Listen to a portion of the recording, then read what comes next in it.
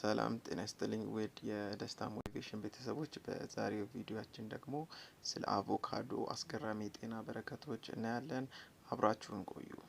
ከፍራፍሬዎች ዘሮች አንዱ የሆነው አቮካዶ ለአእምሮ ንቃት ከፍተኛ ጠቀሜታ እንዳለው ይነገርለታል። በቪታሚን ኤ የበለጸገው አቮካዶ የሆድ ድርቀትን ለመከላከልም አይነተኛ መፍትሄ ሲሆን፣ በቆዳ ላይ የሚከሰትን ማቃጠል ለመከላከልም ይረዳል። አይን ላይ የሚከሰቱ ችግሮችን ለመከላከል ለተስተካከለ የስርዓተ ምግብ መፈጨት በሰውነት ውስጥ ካርቦሃይድሬት እንዳያንስም እንደሚያግዝ ብዙ ጥናቶች ያሳያሉ። ከዚህ ባለፈም በእርግዝና ወቅት አቮካዶን መጠቀም ጤናማ የእርግዝና ወቅትን በመጨመር ለሚወለደው ልጅ ደህንነት ከፍተኛ ጠቀሜታ ያስገኛል ማለት ነው።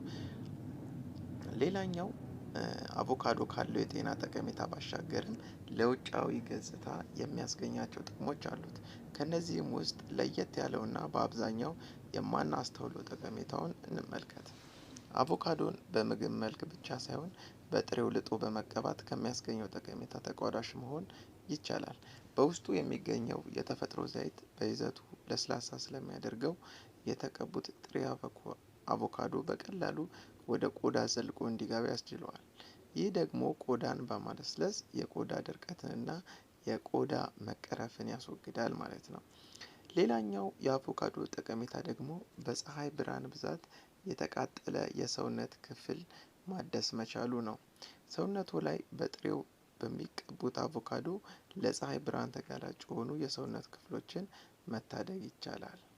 በፀሐይ ብርሃን የተቃጠለው ፊቶን ወይም የሰውነት ቆዳውን አቮካዶ በመቀባት ማስተካከልና መገርጣቱንም ማስወገድ ይችላሉ ማለት ነው። ሌላኛው በአቮካዶ ውስጥ የሚገኘው ቫይታሚን ኢ ለሌላኛው ጠቀሜታ ደግሞ ገጽታው በተሻለ ይዘት ማቆየት ማስቻሉ ነው። አንዳንድ ሰዎች ያለ እድሜያቸው ገጽታቸው እርጅና ተጫጭኖት ይስተዋላል። ይህንን ለማስወገድ ገጽታውን በተሻለ እይታ ለማቆየት አቮካዶን መጠቀሙ ይረዳዎታል ማለት ነው። አቮካዶን መመገብ ወይም በጥሬው መቀባት በቆዳ ላይ የሚታዩ አላስፈላጊ መስመሮችን እና የቆዳ መሸብሸብን በማስወገድ የተሻለ ገጽታን ያላብሶታል ማለት ነው። ከዚህ ባለፈም ቆዳው ላይ የደረሱ ጉዳቶችን ለመከላከል ይረዳል። አቮካዶን በእንክብካቤ እጦት ወይም በሌላ ምክንያት የተጎዳ ፀጉርን ለማከምም ይረዳል። ይህን ጥቅሙን ለማግኘት ደግሞ ከመመገብ ይልቅ ፀጉርን መቀባቱ አይነተኛ መፍትሄ ይሆናል ማለት ነው።